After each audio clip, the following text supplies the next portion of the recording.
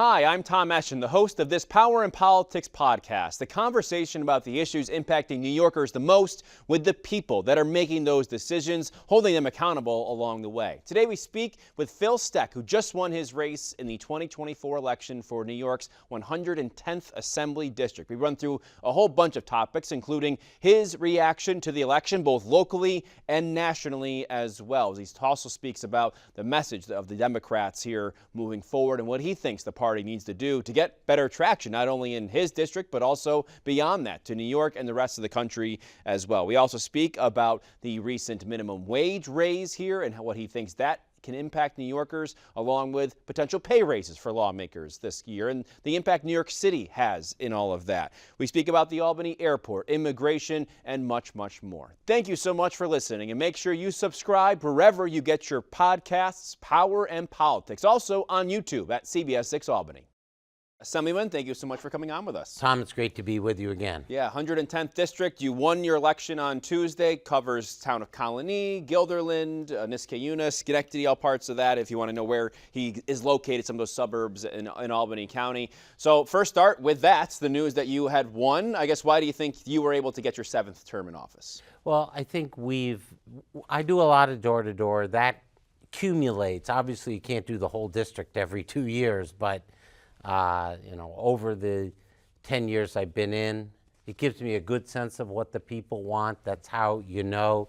So when we go to the assembly, I have a pretty independent voting record. I don't always go along with the Democratic Party on everything. And so I think people respect that. And we did very, very well. We were really pleased with the results. You look at the Capital Region went about as you would predict, I guess you could say, over the course of what incumbents, a lot of them winning in many cases. Nationally, of course, you saw what happened at the national level with the Senate. That was somewhat expected, the Republicans, but then the presidential race. Governor Hochul yesterday coming out, saying we're going to protect some of these freedoms that we have in New York.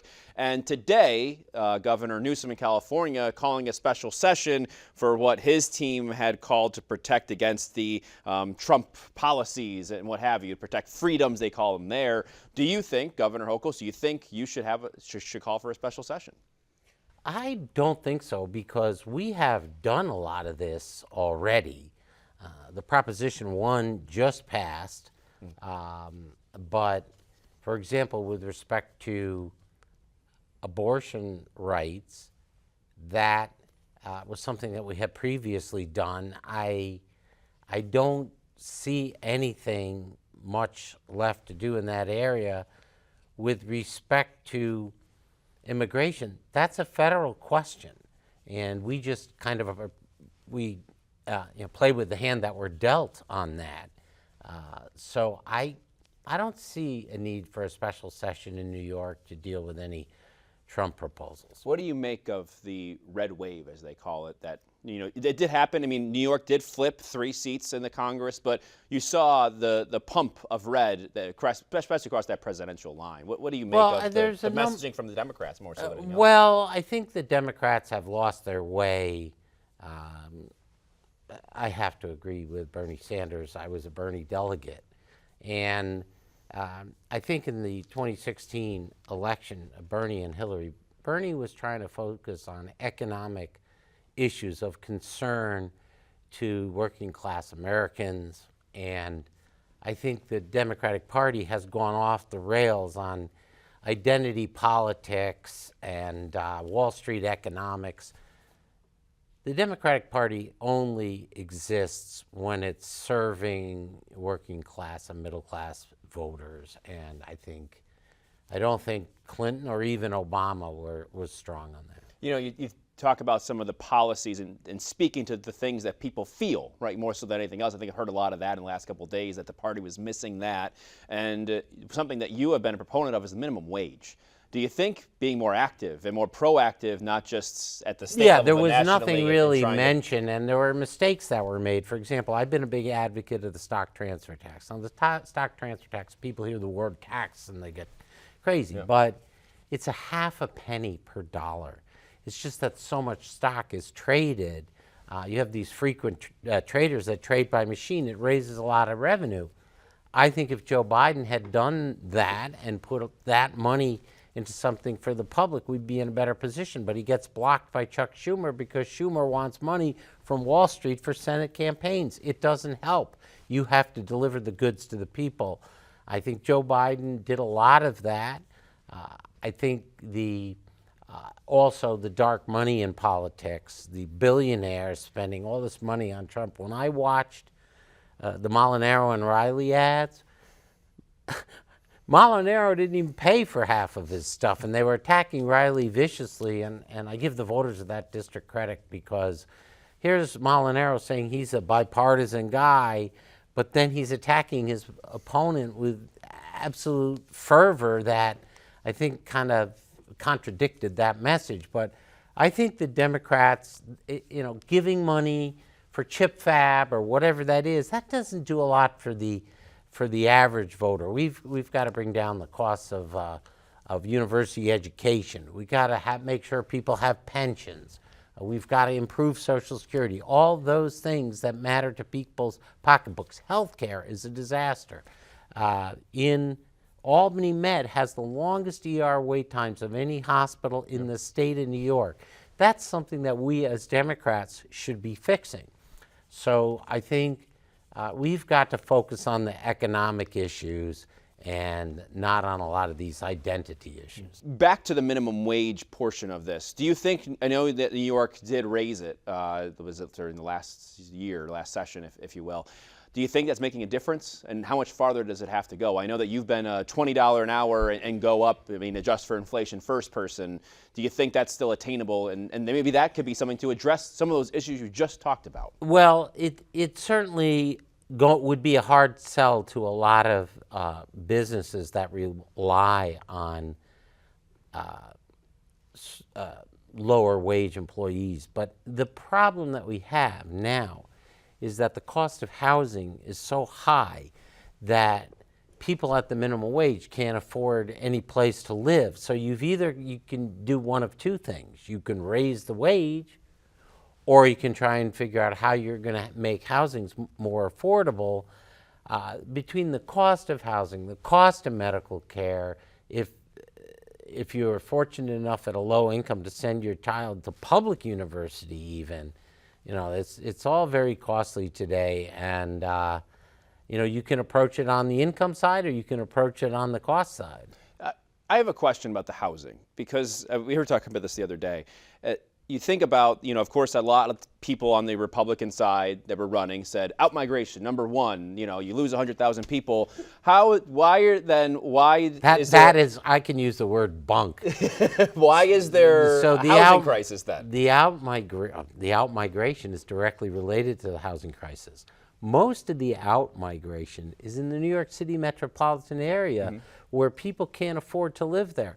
My daughter was paying $2,750 a month for a 6-floor walk-up studio. She moved to Poughkeepsie so that she could live because the cost was too high. And you have even professionals who go down there. My daughter happened to be a student. If you have professionals that go down there and they're having to pay $6,000 a month, yeah, they get paid more, but is it worth it? So the housing crisis, the high cost of housing in New York City area is driving people out of the state. We have in-migration in my district, and there was a gentleman who was editorial writer for the Gazette. He wrote a great piece on how he had come from the West Coast because the cities were too expensive. They were looking for a place to live. They came to upstate New York because it was affordable.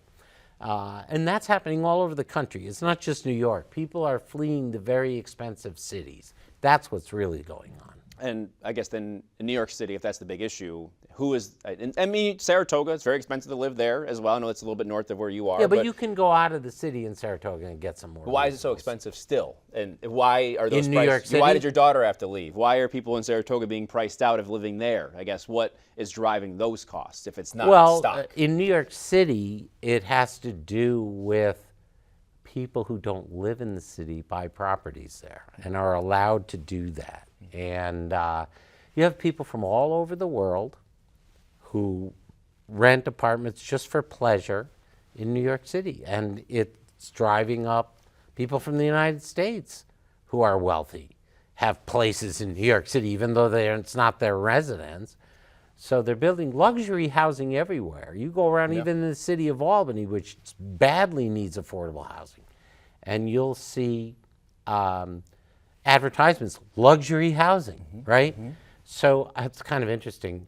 There was a cooperative housing program in New York called Mitchell-Lama, which was extremely successful. It was middle-income housing, and they were cooperatives, and ultimately people would obtain ownership in their share in the cooperative.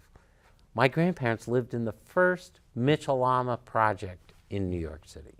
So that is a proof that certain types of public housing work for middle-income people, especially in the city of New York where there's no alternative. This is a good transition, I could say, to my next question, and that's regarding pay in the legislature. Yes. Because today we had the vote, just make sure I get the name of the commission right, New York State Commission on Compensation for the Legislative, Executive, Judiciary, whatever it's going to be. So today they voted, their recommendation is not to have pay raises, and ironically enough, I don't know if you saw Saturday Night Live this past week, but Harvey Epstein was parodied. And he's running for. I saw the parody. And the underlying theme, as I'm watching, as someone that follows this, someone in the Assembly for the last few years, he's running for city council in New York City. Right. And a lot of what I've been hearing is that there's a churning of the terms, and that might be more enticing for Assembly members to kind of get back out of and then back in, which is why they want pay raises, to make sure that New York City legislators at the Assembly level, and maybe the Senate, whatever it's going to be, are as competitive with that, and you can keep high-quality people there. What do you make of that argument when it comes to the pay raise issue, which is a big reason why it was raised 2 years ago? Well, I've never been a supporter of the pay raises because what they're trying to do is make it into a professional full-time legislature. So there are a lot of Republican legislators who are business people, right? Yeah, they're the ones that challenge the outside pay rate. Right. Yeah. And I don't blame them because why, if you have a business, should you be forced to give up your business to serve in the New York State Assembly? And it's wrong because having the experience of business people, or John McDonald, who was a pharmacist, all these things contribute to the body, and to have professional politicians who start out when they're 25 years old, become an aide to some assemblyman, work their way up, then they run. That's not good for the public. People elect us because of our life's experience, and you cannot do that with a full-time legislature where they don't do anything else. So I never voted for that stuff. It's all. I mean, you mentioned the outside issues. Yeah. For you, that's personal too. The outside pay. It is. For you, it's very. It is lucrative. I wouldn't always call it lucrative, but you know, I have a daughter in medical school, and she still has to borrow tons, but sometimes we have to bail her out. If the judge hadn't put a stay on that, would you still have run this time around? Yeah, I had made a commitment to run, you know, one of the things was it wasn't clear what outside income meant. Did it mean taxable income? What did it mean? Yeah. And so when they were debating the bill, they said it meant taxable income. Now we have members who are retired from good jobs with good retirements. So they're going to get the assembly salary, they're going to get their retirement pay, and they are allowed their outside income. The law was absurd. If you are a physician, you are allowed to earn unlimited outside income. Why is that fair? And if you're a businessman, you're not. So the law was really badly structured. I think you could do it, but it would require a constitutional amendment. And I guess I'd also ask amidst that conversation, now that outside pay, at least for now, you can still do it as much as you want, because as the judge has put a stay on that part of the conversation. Of course, people talk about all the time getting paid so much, $142,000 a year, whatever it is, most highest paid in the country compared to California and all these other places. Should it be instead of January to June, January to June, and maybe come back? I think a big issue this year that came out was the congestion pricing, which you weren't in session for that part, and that has not been addressed. Well, and the now governor can. The question is, how are you going to fund the MTA? The here as we sit in governor November? could have called a special session on that. I actually am a party to an amicus brief in the lawsuit that says the governor doesn't have the authority to put a pause on congestion pricing. The governor we passed a bill for safe staffing in hospitals. The governor put a pause on that too. This is an important issue in democratic government. If you want to change these things, you have to come back to the legislature, not say I'm the governor and I put a stop to it. It's been very dangerous with the safe staffing because we have problems with too long wait times in the ER because there's not enough nursing staff. So a governor interfering in congestion pricing and saying I'm stopping it is not the right way to do it. The right way to do it is call a special session and let's debate the issue and see what happens. Is that an argument to have a session that's not so special? To have times where you look at Congress and I they would leave, say come back, that, they leave, come back? I would say what's more destructive of anything than what we are doing with the length of the session is what are called chapter amendments. In the chapter amendments, the governor threatens to veto your bill unless you make some small language change, which is usually inconsequential. Right. Well, these have been growing by leaps and bounds, so much so that you spend the first 2 months repassing these chapter amendments when you already passed the bill last session. So it's really obstructing the amount of progress that we can make in a legislative session. And another problem with it is that the courts have forced us into these early primaries. It's hard to stay in session when people are running in primary elections. So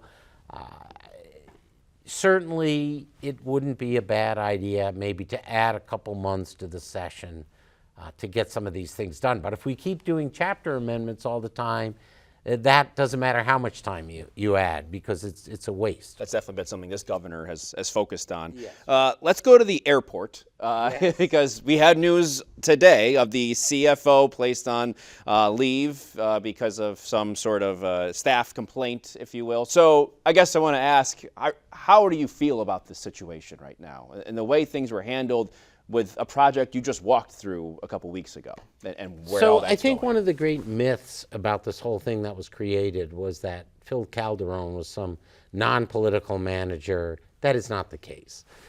Phil Calderon was deputy county executive under Dan McCoy, and Dan McCoy put him there. Yep. And for whatever reason, however he was handling things, the board became very unhappy with his service and didn't renew his contract. So John O'Donnell is a professional engineer. They brought him in as COO because John doesn't want to be the CEO anymore because he's retired and he wants to oversee the construction. That's his skill. And so Pete Studo, who knows everything about airports because he was the counsel to the airport authority, he came in as chief executive officer. They did a fantastic job now. When I went to the airport, you could barely figure out how to get to your plane. I almost missed my flight because of the wait times and the confusion over the construction. They recognized that was a big problem, and Mr. Studo told me that he had walked through, talked to the employees, talked to the travelers, and that they needed to figure out a way to get it to run more smoothly while the construction is happening. And they've done that, and I think that's an immediate improvement. So I think things will progress better. We now have, as chief operating officer, an expert in construction, which is really what they need, not a political person. Do you expect them to stay on through until the project's over at this point? Would it make sense to bring in somebody new? I would think they would stay Yeah, on. okay. So let's, you mentioned immigration earlier, and we talk about the story actually I ended up doing today, that the individuals that were staying in the Albany hotels, they'll have to be gone earlier in the month in December, and it's down to about 400 people that have been bussed up from New York City, so they either have to do something on their own or go back to New York. They're gone from the town of Colony at this point, that hotel, now the Albany Airport Inn Hotel, that's turned back into a place for the public to use and utilize. So that was in your district at one point. Yes. So I guess just a long story short, $2.4 billion was put into the budget to help with the housing, the legal services, and I think there was a lot of questions about that. A lot of people campaigned about that during the last election. As did my opponent. Yes. Do you think that money is being spent in the best way? Do you think it's being put to good use in the midst of all this, especially considering what I just said? I think that a lot of money that's allocated in the budget doesn't mean it gets spent. Not all that has been. I should preface So that was the budgeted yeah. money. That is, I think, a little more. And than I $1 don't know billion how has they been spent did at those this point, yeah. calculations, but what I would stress about this thing is, first of all, those are not illegal immigrants. They are misnamed migrants. Migrants are workers who are allowed to come to the United States. We have a lot of them, mostly from Jamaica. They come and work in local farms, harvesting crops. They go back to Jamaica. That's a migrant, and it's a legal thing. It's a legal thing. It's legal. Okay. And then they're granted access for a limited purpose. Then these people came in under the Refugee Act of 1980. And the Refugee Act existed under law under some presidents, Ronald Reagan 2 terms, George H.W. Bush 1 term, George W. Bush 2 terms, some guy named Trump for 1 term. So Republicans. that's right. Yeah. So they came in, there's a 2-step process. They have a screening, and some people aren't allowed in. And then the second step of the process is they have to go before a judge and get their case determined whether they're really entitled to refugee status, and many of them will not be, and they will be deported.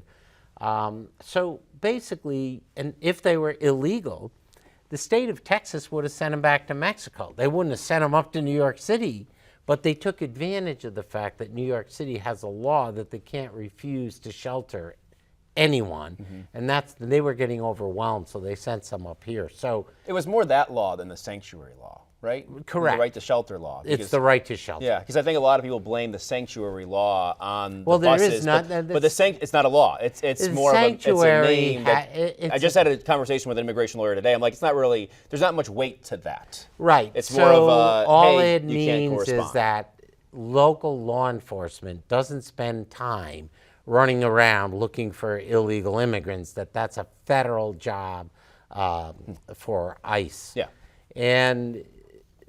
But if someone is arrested for a crime in New York and there's a warrant from ICE for their deportation, that gets honored. So this is largely exaggerated for political purposes. I mean, I haven't seen illegal immigrants overtaking the 110th Assembly District. I didn't even see legal refugees taking over the 110th Assembly District. I think it was a lot of fear-mongering, and certainly calling the so-called migrants illegal was not appropriate. I will ask, just to add to this, is I spoke with some immigrant advocates a couple weeks ago about the situation in Albany of you can't stay here anymore, figure it out, go back to New York City, and in a lot of cases they're like, they're not going to go all the way back down there. They don't want to do that. Well, they really have to have their cases heard.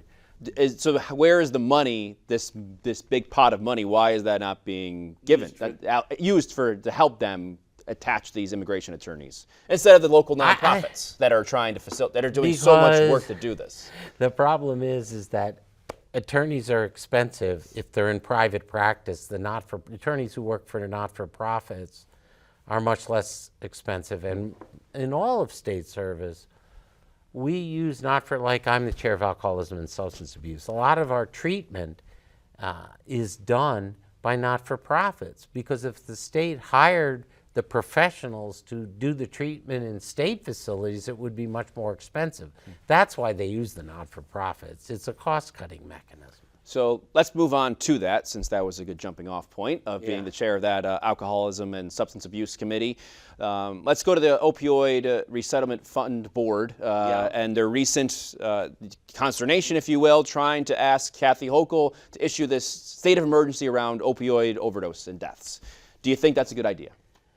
It would accomplish absolutely nothing. It sounds great, but the problem is that you're asking a governor who's not funding you now to declare an emergency so she won't fund you in an emergency.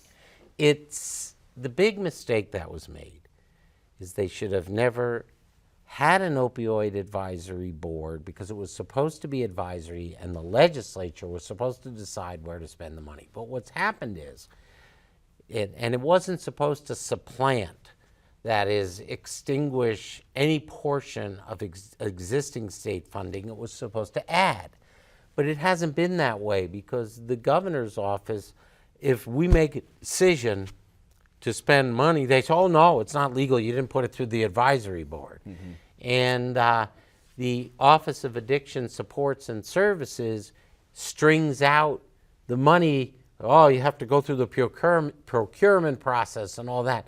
So the money is not getting where it was intended to go with any reasonable amount of speed, and that's what's really frustrating the members of the Opioid Settlement Board. That's why they want to have it declared emergency, but that doesn't force the governor to use that money as if we were in a crisis. What would?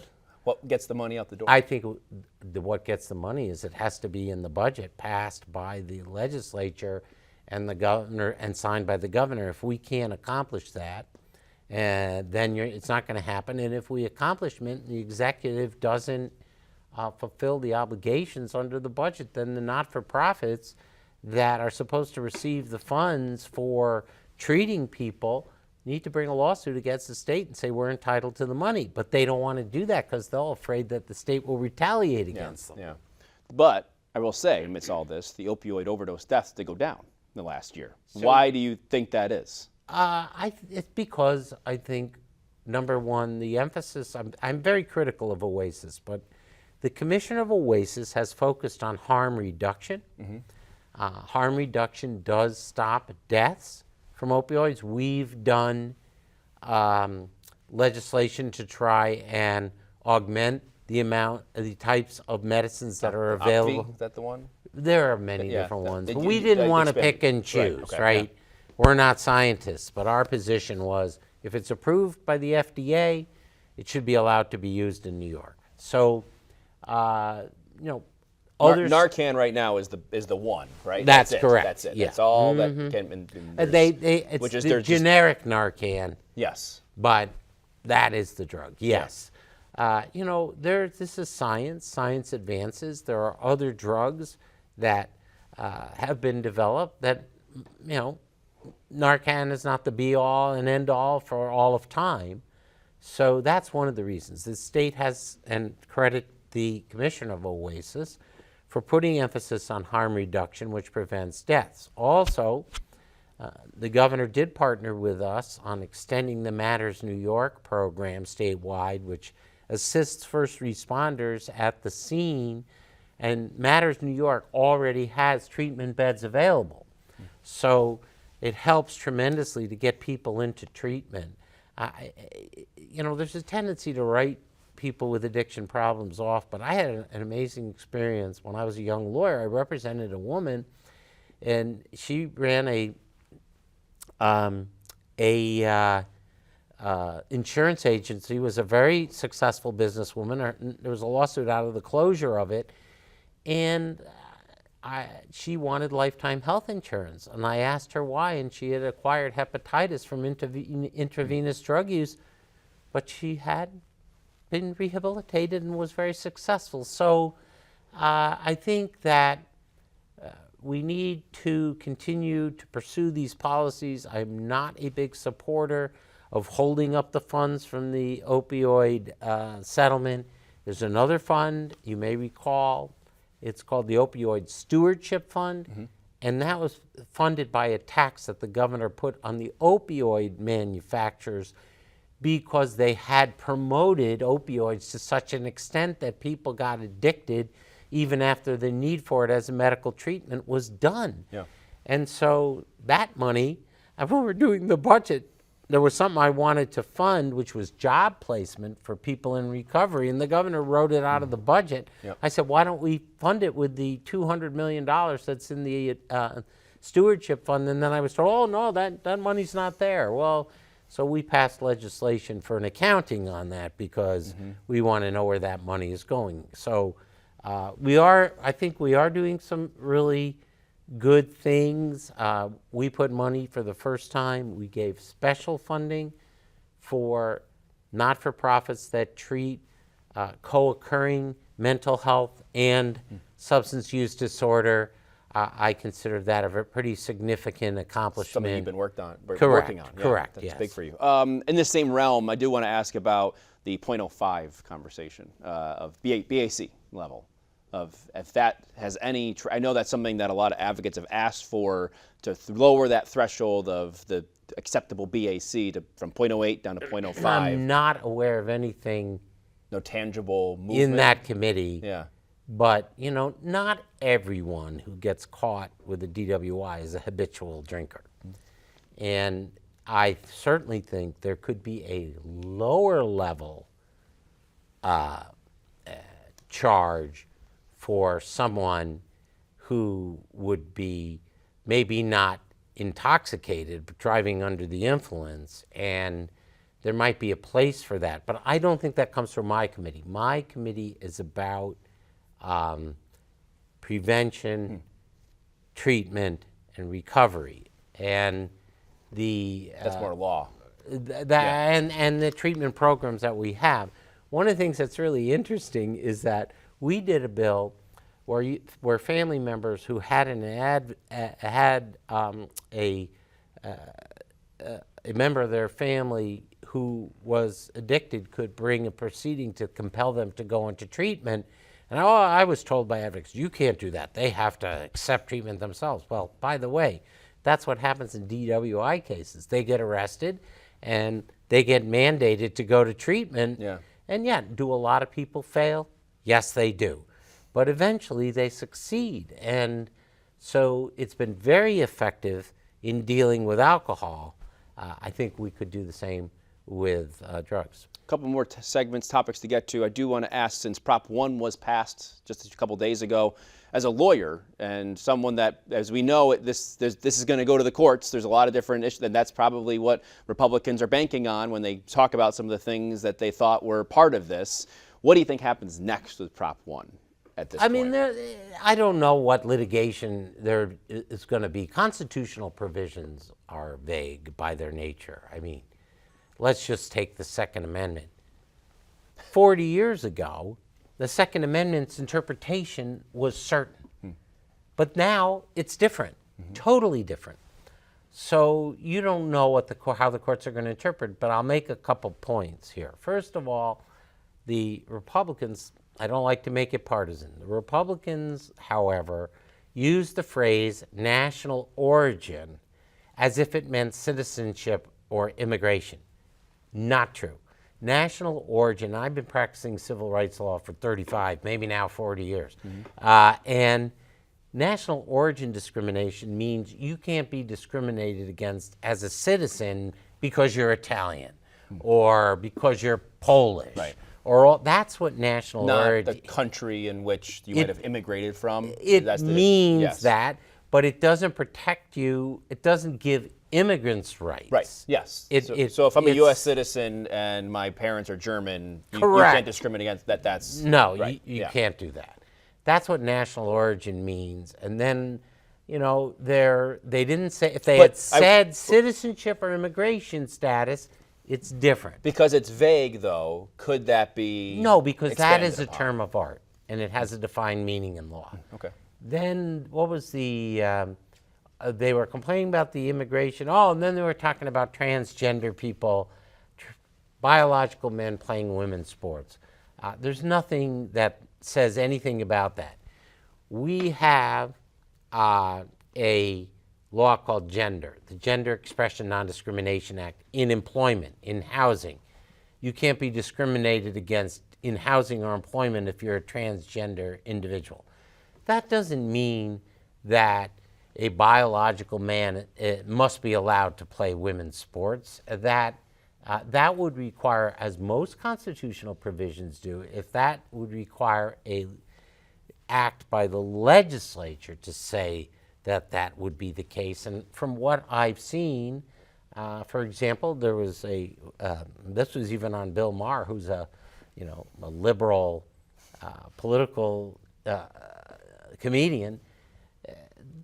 There was a man who, as a man, was 60th in the country in a swimming event, became a woman, and then became #1 on the women's side. I think most people would say that's just not right.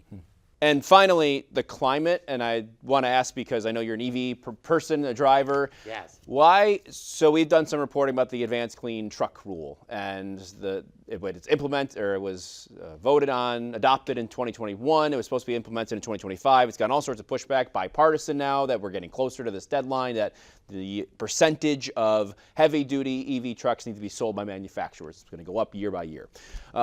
I do want to ask, amidst whatever you might think about being able to comply with this, how much of an issue is it that the Thruway Authority, when they rolled out this big rest stop service area project, didn't put in heavy-duty EV chargers? For trucks. For these tractor trailers. I Well, talked I to the think Truckers Association. I said, did they build any that can help your truck charge, as fast as they can? They go, that wasn't part of their plan. Well, Is that a problem? That is a problem. And for example, I just needed to charge my car on the Thruway, and I have to say the charger was twice as fast. I was shocked at how fast it charged my car. And so, what's twice as fast? How fast was it compared to? Well, I was generally just topping off, but I just needed like 50 miles just to be sure. Yeah. I went to the bathroom, came out, and it was charged. Okay, yeah. That's pretty fast. Right, yeah, that's filling up a tank of gas. So,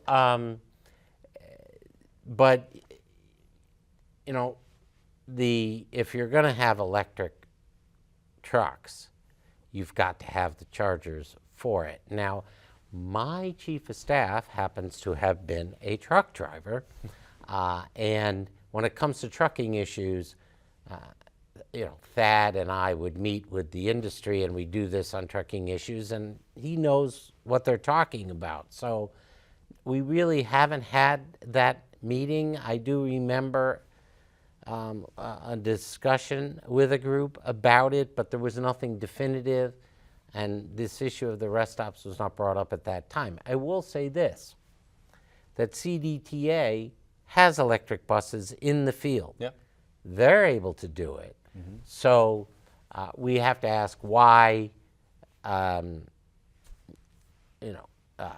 commercial trucking firms aren't, and then we get the question of school districts, and there was, the legislature passed additional funding to help them comply with the law, but maybe for long distance trucking, we need to just concentrate on cleaner fuel at this point, but that I am just not an expert on that, and I'm sure the Trucking Association will come in, try and educate me, but I have an expert in my office, so we'll be able to, ask intelligent questions. Your colleague at one of the press conferences, Carrick Werner, actually talked about biodiesel and that being maybe one of the solutions, I guess, in the meantime to help make it cleaner without having to implement this so quickly. At a grander scale, and I've asked some people about this, what's missing to be able to reach these goals at this point? Well, was it the pandemic? Can you blame it all on that? No, I think what's missing to reach goals is that the public hasn't accepted it, and therefore they're goals, but there's no implementation of the goals. So the Business Council claiming that these goals are going to cause all kinds of increased costs, well, not really, because there's no requirement of them being implemented. And then a lot of the laws are misrepresented. I said at my debate, I would challenge anyone to say that they've been forced to put in an electric stove in this state. Not true. New construction under certain situations has to have electric stoves, and that's fine. I have a gas stove. I drive an electric car. It's very feasible. I actually save money on my electric car. Because you get a big tax credit when you buy one, and it's incredibly less expensive than buying gasoline. So EVs can save you money, but I'm not being forced to convert my gas furnace to some other system like a heat pump. That is at new construction, but there are laws that provide incentives for people to do that. So I do think, however, that this is a crisis that is real. You only have to look outside the last few days. Whoever saw weather like this in upstate New York in November?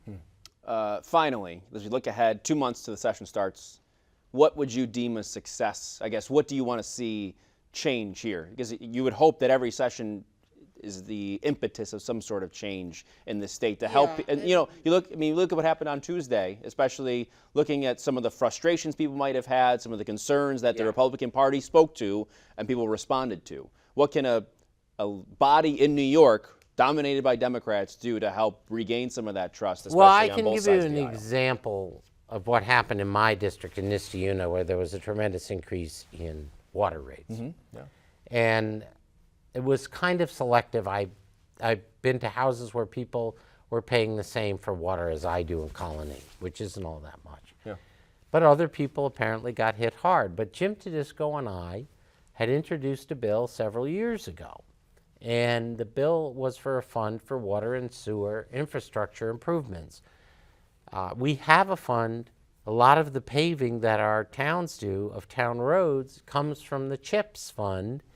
That is a state fund for highway improvement. We need the same thing for water and sewer. So that's an example of something that would be successful. It would help people with their water bills, and it would show that government is working for the people. That CHIPS fund, just so people know, that's different than the CHIPS Act. That's a CHIPS fund, a state thing. It's a highway thing. It's a highway thing. I know CHIPS. I know sometimes people get confused about that. You're right. The CHIPS Act is Micron. Yeah, I'm more the interested CHIPS fund in is the roads. Yes. I'm more interested in the CHIPS fund than the CHIPS Act, because I don't know that the CHIPS Act really does a lot for my constituents. Right. But anyway, the CHIPS fund is important. My view of economic development is you create the best infrastructure around. The example I'll give is Ireland. They have the famous Celtic tiger, and they got thrown off with the financial crisis because they also got sucked into the miracles of finance. But what they did was they built all this great, at government expense, all this great infrastructure, and attracted all these high-tech companies to come in and use the infrastructure. I think that's a lot. I like that a lot better than I like the idea of giving money to some billionaires who might not even be from the United States so they can expand a plan. Assemblyman Steck, we appreciate your time. Congratulations once again. Oh, thank you very much, We'll Tom. be talking to you soon. Appreciate it. Thank you. Thanks for listening. Hit the subscribe button right now so you can stay up to date on these news-making conversations about the issues impacting New Yorkers the most: power and politics.